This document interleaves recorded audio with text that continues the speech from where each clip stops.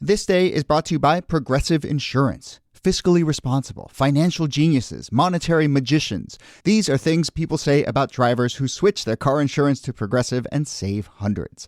Visit Progressive.com to see if you could save.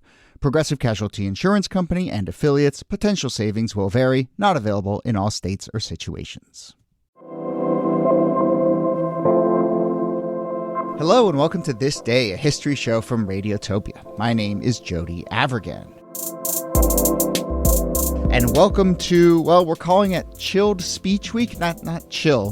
Definitely not chill. Chilled Speech Week. I guess that's what we're going to call it. But look, here's the context. As you know, listeners, on this show, we tend to jump around from topic to topic, era to era, and we generally just try and tell interesting stories from the past.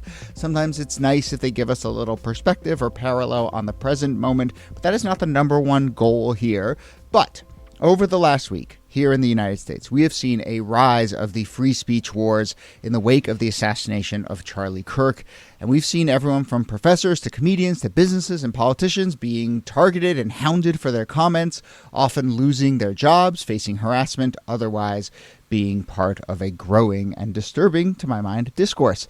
And as it happens, we are going to do a couple episodes over the coming weeks on this show that sort of touched on this. So here we are. We decided to round it up into a two-parter looking at some other moments in U.S. history where we have seen a growing effort to suppress or otherwise direct the public discourse. And before I continue, let me introduce, as always, Nicole Hemmer of Vanderbilt and Kellie Carter-Jackson of Wellesley, who are welcome to say whatever the hell they want on this show. No fear or favor on this podcast, but hey there. Hey, Jody. Hey there, how you doing? Okay. Look, as I mentioned to our listeners, we were planning to do these two episodes anyway, so here's the plan. We're going to look at two different eras, the 1950s and the early days of anti-communist policing of speech, which would, of course, flow into the famous McCarthy hearings, HEWAC, all of that stuff. Mm-hmm. And then the early 2000s, post 9/11 mania, which many people listening obviously were around for, but I will say maybe we've already forgotten how wild things got there when it came to the way that people were being targeted for saying the wrong thing in the wake of 9/11. Okay, Niki, Kellie, the spirit of the show, as I mentioned, is to kind of dive in and just tell a story from history and then just kind of let the parallels emerge and the takes about where we are in this moment kind of come out organically. That said, anything you want to get off your chest right off the bat? It's been quite the week. It's been a week from hell. I mean, this week, I've had a lot of people checking in on me, which I have to say feels very good. To know that people are like, hey, are you all right? Everything going on okay over there? But it's been really stressful. And I think it's also caused a lot of academics to think about not just how they might need to silence themselves, but how they can say anything without it becoming inflammatory. I'm thinking about the professor who was fired at Texas A&M.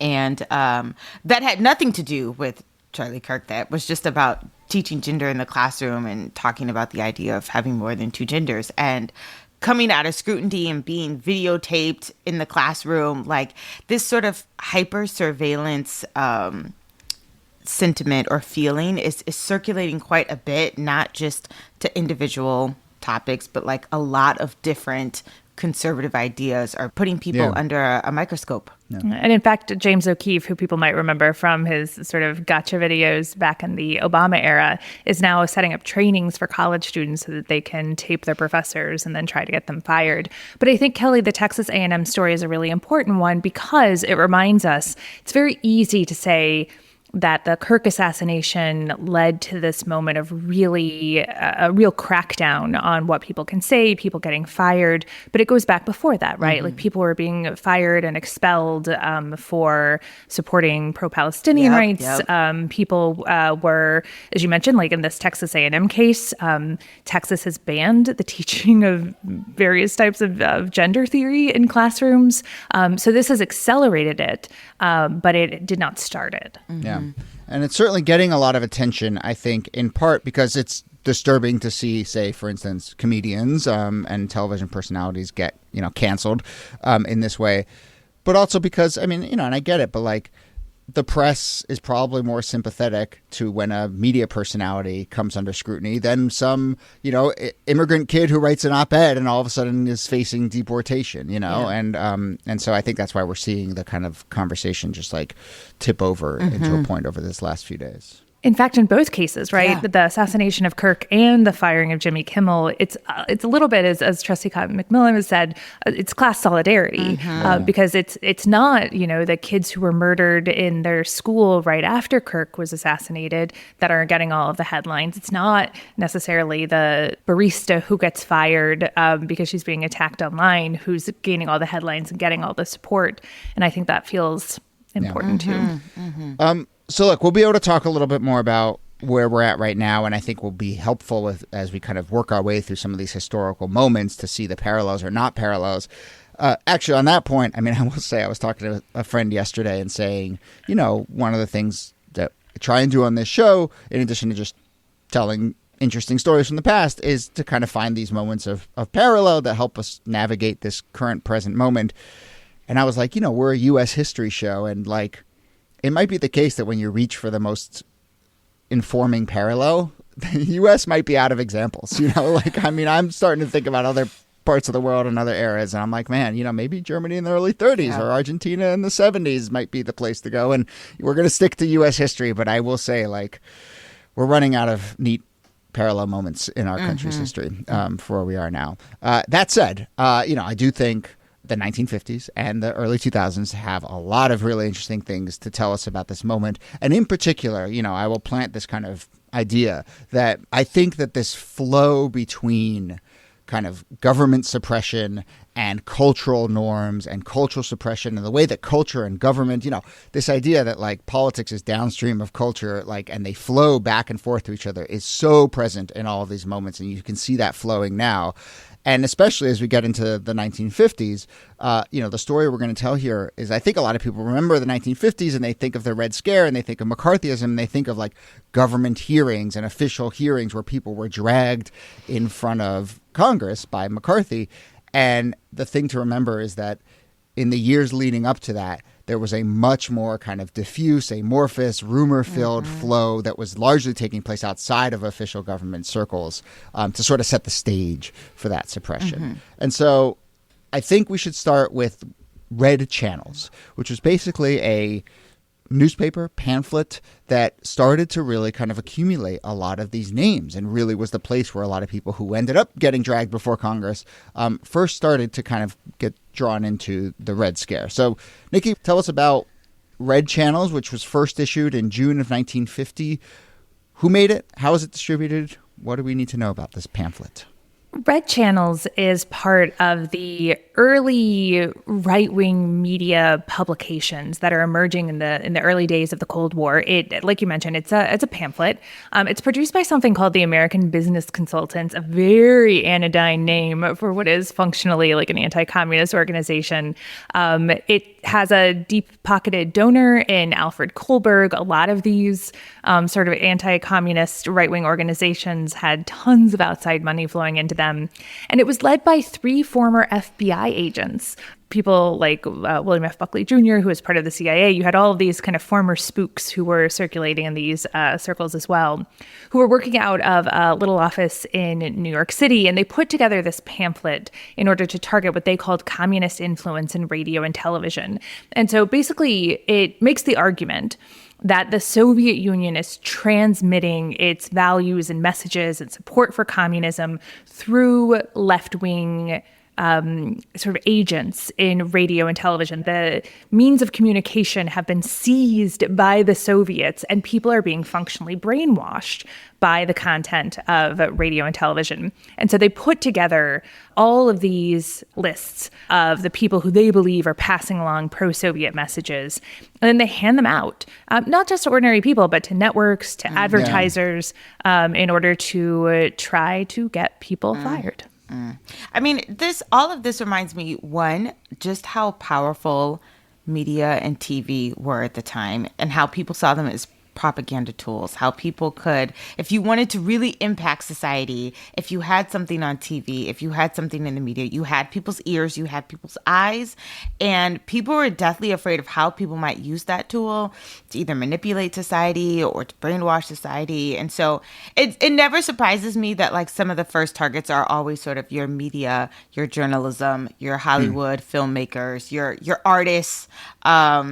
And I mean, it gives a lot of reason as to why. Yeah. This is also the reason why this is the period that right-wing Americans are putting together their own radio and television shows and media outlets, because they're like, oh, this is how you influence people and their politics, by controlling the means of communication. So they're criticizing the left for doing this, but they're also saying, well, this is also our theory of change, and so we want to be able to do this. One other name to mention here is Vincent Hartnett, who writes the introduction to Red Channels. He put together a business that was about advising companies who to hire, who to fire, based on a lot of this information. He eases the way for getting this information into the media industry. For $5, let's say I'm a local TV station. For $5, I can contract ABC, which is this not the network ABC, but American Business Consultants, this group that puts together this pamphlet. For $5, I can basically get them to like run a check on names of people I might hire or people working for me. Are they communists, basically? So yeah, there's a business service here. And, you know, I just think, Kellie, to your point about like, it's both a clash of ideas and an attempt to kind of like weigh into this larger communist and anti-communist fight, but also it's very understanding of the specific pressures that you can apply on people, which is basically, we can get you fired. Yeah. Right? Yeah. It's not, we're going to convince you that your ideas are wrong. It's, we can get you fired. And that's where the rubber meets the road. And they really could, because especially most radio station owners in the time were pretty conservative. Yeah. The on-air talent may or may not have been, but the owners were. And if you are a woman or a Black person who is making their way into a field that is dominated by white men, you're already in a fragile position. Your vulnerability, one misstep, and you could be off the air. You could have your job taken away for quite less. So it puts a lot of people who are trying to make, you know, inroads into these fields that they have no representation. They feel even more vulnerable. And I wonder, does it provide a pretext to kind of clear some people out who were, you know, already, as you were saying, making inroads? There's a really interesting dynamic here, though. What is your sense of how much the kind of government forces at this point? They're watching this pamphlet, Red Channels, get made. There's a few former FBI agents who are kind of part of this, and these lists are showing up in the back of Red Channels with lists of sometimes, you know, no-name employees of random television stations, but also sometimes prominent actors and performers and so forth. Is the government... Are they cheerleading this? Are they looking the other way? What's their kind of relationship to this sort of more grassroots effort? I think looking the other way is a good way to talk about it. It's quietly supporting. For instance, the content of Red Channels is put together using stolen classified documents, using illegal information gathering techniques like wiretapping, going through people's mail, going through their trash. And the FBI knows this. They know that this is the kind of material that Red Channels is put together with, but they don't do anything about it. Yeah. Kellie, what is your sense of how someone ends up on one of these lists? I mean, that's the sort of crazy thing about this. They were checking like membership rolls, if you participated in going to meetings, whatever those meetings were, if you had sort of suspicious behavior, if you were pushing for civil rights and things of that nature, you could be put on this list. If you had any sort of relationship that the government, or not the government, that ABC would think of as being subversive or suspicious, you could be put on the list. So the list was not built off of like, you know, a lot of credible information. It's, oh, I saw her going to a meeting, or I saw him attending a rally, or I saw him coming out of this building, and that could be enough to put you on the list. I saw Goody Johnson join. Yeah, pretty much. Right. Yeah. We'll talk about some of the specific people who ended up on this list and some of the ways that their names ended up on the list. And sometimes, you know, the most insidious thing was they wouldn't even know why they were on this list, you know. And so I actually worked on a series with Adam McKay a couple years ago called Death on the Lot, and we told the story there, and it was about Hollywood in the 50s and 60s, and we told the story there of this guy John Garfield, who was a really great, sort of the first real method actor. He ended up on one of these lists and was and got dragged before HUAC. he ended up on these lists because I think his ex-wife once went to a meeting of the Communist Party in like the 30s or 40s, and that was enough of an affiliation. And the other element there to point out, and we've said this on the show a bunch too, but it's like very different to flirt with communism, if you want to put it that way, in the 30s and 40s than it is in the 50s and 60s and certainly, into the Cold War. And like artists and progressives and the ideas were flowing back and forth in a very different way in the 30s and 40s. But, you having attended one meeting in the mid 30s or the early 40s, would stick with you. And that rumor would be enough, 10 years later, as the Cold War is really ramping up, for you to then have ended up on one of these lists. And I think it's really important to think of the context of the 1930s and the 1940s, like the middle of the Great Depression. People were experimenting with all different types of politics. The Communist Party was one of the few organizations that was supporting Black civil rights activists, and so there were a lot of connections there. And then in the 1940s, the Soviet Union was the U.S.'s ally in World War II, and so there wasn't necessarily the same kind of prohibition in joining organizations that were Soviet related. It's the context shift is really significant here. And this was also the era, right, to keep in mind, where the FBI was really like hoovering up as much information as possible on everyone, right? And so if you wanted to just find that one line about this one person having said this one thing or attended this one meeting or been part of this one group for 6 months, you could probably find it. And the pretext was sitting there for anyone who wanted to find it, which I think feels very parallel to a lot of these other moments that we're talking about.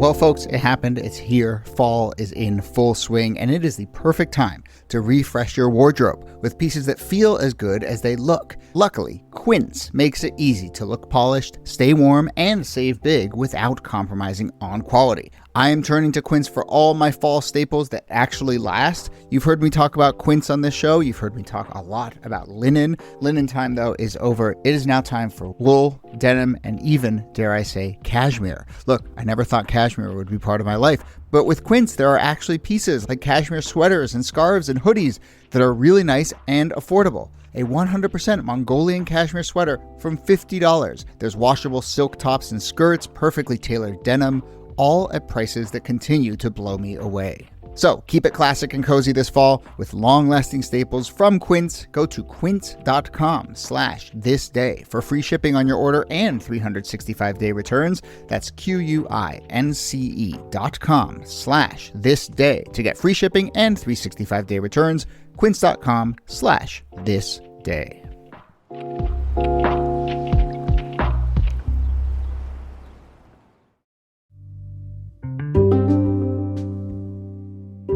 You want to talk about some of the people who ended up listed in red channels, and then we'll talk a little bit about how red channels kind of fed into the more, government-backed persecution of folks as we get into the HUAC hearings. But anyone jump out to you as who ended up on the list? I love to talk about Hazel Scott because I found out about Hazel Scott maybe a few years ago. PBS did this great documentary about her life. It was just incredible.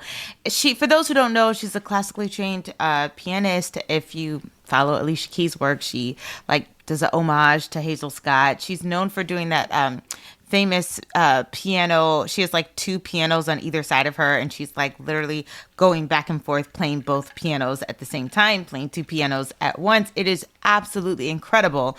And she's such just this dynamic, charismatic, talented figure that in the 1950s, she's given her own show. She's the first Black woman to have her own variety show, which again, groundbreaking.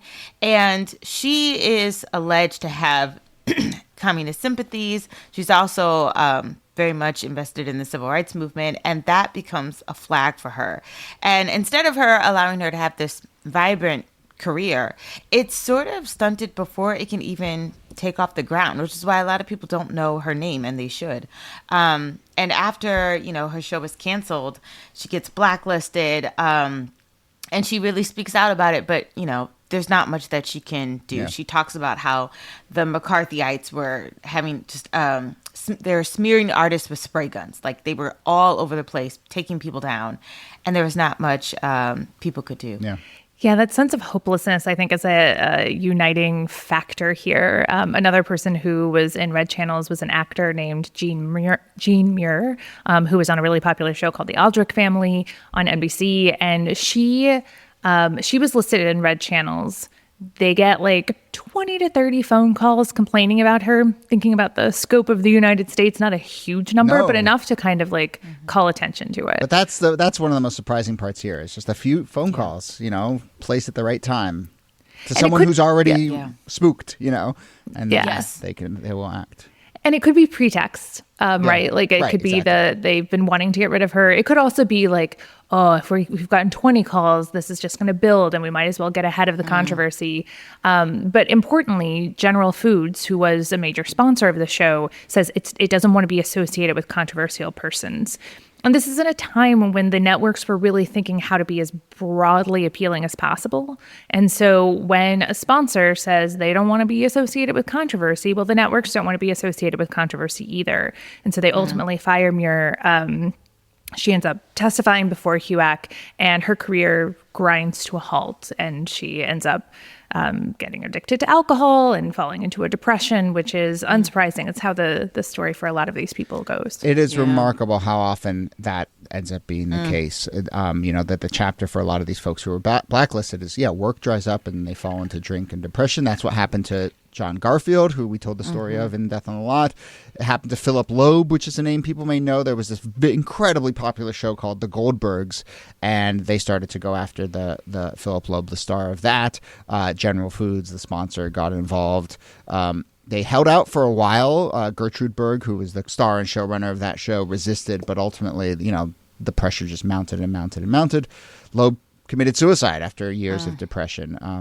We see that story happen over and over. So let's start to piece together the kind of forces of power here as we then bring in the government, right? Because we have, obviously, this kind of rumor mill that Red Channels is pushing along.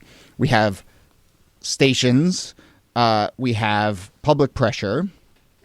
And then we have sponsors, as we said. When a big sponsor gets on board and gets spooked, that applies, obviously, a ton of pressure. What we're focused here mostly on kind of Hollywood, TV and movies. And, I think people famously know the story of the Hollywood 10, which was in the late 40s. A lot of the studios got together and basically said, like, we're hearing all these rumors, there's all these lists, and we're going to pledge to not hire communists, and we're going to pledge to root these folks out. And so you get this moment where the kind of power structures come together and sort of formalize a little bit of what up to that point had been sort of rumor and ad hoc lists and so forth. And Jody, universities do the exact same thing. Yes. They put in place loyalty oaths. They say they won't hire communists, and they fire like 100 or so professors over this course of time. And that's not the government coming in and firing those people. It's the university presidents. Yeah. And I mean, I think one of the fascinating things is here kind of like how the fear gets like, what's the term? Like gets aerosolized, right? It just gets, it just goes to everyone, and everyone starts to both self-suppress, but also just sort of act on behalf of these forces. And then, again, I'm just so fascinated by the fact that government seems to be the kind of trailing indicator here in many cases, right? It comes in afterwards and sort of scoops up all of this chill that's out there. And, I think that McCarthy, when we think of the hearings, the famous hearings where people who were on these lists get dragged before and get forced to sort of disavow their allegiance to communism, which they never probably had to begin with, many of them. He's doing that only after I feel like the culture has reached this tipping point that gives him permission structure to do so. Yeah. Certainly the Hollywood 10 had been well in advance of McCarthy's crusade. That was in 1947. But, it was actually in February of 1950 that McCarthy makes his very famous Wheeling, West Virginia speech. And he has his own list, a list he won't show anyone, but it's a list of the names of the communists in the U.S. government. And I think that it's notable that Red Channels comes out, 4 months after that. Yeah. That there Flowing is back and a forth, kind, that flow back and forth feels important because they know the government has their back. Yes. Even if they're not a government entity. And that kind of synchronicity between government, private organizations, various industries, that feels really important because that's obviously government is the most powerful of those in a particular way. But if you're talking about that chilling effect and that idea of it being aerosolized, getting that big swath of cultural institutions involved as well feels really important. You know what I think is interesting about that too is like how that impact influences the rest of what is created throughout the 1950s. Like when you think about TV and films that are coming out within that era, everyone is playing it safe. Everyone is keeping it, to like periods of nostalgia or, romances, or like these big Ben-Hur comes out during that time, like Singing in the Rain comes out during that time. Like there are these sort of epic romantic films that don't have anything to do with politics, or they keep it very neutral. And I don't think we realize just how much that impacts the culture as well, that when we sort of get these like neutralized or simplistic stories over the period, we're not creating anything that's sort of new and exciting. And I think that's a detriment creatively in terms of how people are thinking about what they're seeing. Right. You're losing a generation of creative artists who are pushed out because of their suspected beliefs. Yeah. It's also worth saying, I'll just add one more thing. We won't get into all of the details around HUAC, but I've been reading this biography of Abe Fortas, who would go on to become a Supreme Court justice. And in the 1940s and 50s, he was at a law firm where he was one of the few law firms that would actually take these HUAC cases. Most lawyers avoided them assiduously because they didn't want to be caught up and accused themselves. And what you found was a place where the law didn't operate the way the law was supposed to. You didn't get to see the evidence. You didn't get to face your accuser. Like it was kind of like this black box of charges against you that you had no way to combat. And there's something so dystopian and really like Soviet or Nazi-ish about it. Like there is something grotesque about that kind of farcical show trial. And I think it's important to remember that the U.S. has had those before. Oh, yeah. In Death on the Lot, we talked to actually one of the last living people who had been on a Red Channel's list. And one of the things she talked about was like, just all of a sudden she'd go to parties and people would just not talk to her. The work would dry up and so forth, but also just the social pressures would just ratchet up and ratchet up and ratchet up. So, it's important to point out kind of how this flows throughout every part. And to your point, Niki, like, we're focused here a little bit on the entertainment industry, but, it happened in academia, it happened in the legal world, it happened in, all sorts of places. Now, Kellie, as we wrap up this part one and we start to sort of shift our gaze towards post 9/11, which is our next chapter, our next part here. But you did point out how the culture itself starts to then replicate the kind of shifting tides. And in many cases, yes, like things just became blander and less provocative and more risk averse. But also, I think it's really important to point out that also a lot of popular culture picked up the kind of anti-communist fervor. So, one of John Wayne's very first roles in the mid-50s was on a show called Big Jim McLean. And the protagonist there is a HUAC investigator, right? Is an FBI agent, a HUAC investigator. So you see people start to make shows that kind of like are cheerleading and flowing this in. And I mention that because as we turn to what happened in the wake of 9/11, that is a huge part of the story, right? We're talking about people watching the show 24. We're talking about all the shows that came out, in the wake of that. It's a countless list of shows. Yeah. Countless. So that is going to be our second part here as we look at other moments of chilled free speech. It is not just the chilling effect, but it is also the cheerleading of what comes next to keep in mind. So that is in part two. But Nicole Hemmer, thanks to you as always. Thank you, Jody. And Kellie Carter-Jackson, thanks to you. My pleasure. This Day is a proud member of Radiotopia, a network of independent, artist-produced podcasts. Don't forget to sign up for our America250 Watch newsletter. Every Thursday, members get exclusive access to analysis and information about the upcoming semi-quincentennial, commentary from our team, and a list of fascinating things that happened that week throughout history. Join in, find out lots more at thisdaypod.com. You can also follow This Day Pod on Instagram, Blue Sky, and YouTube. Jacob Feldman is our researcher. Brittany Brown is our editor. My name is Jody Avirgan. See you soon.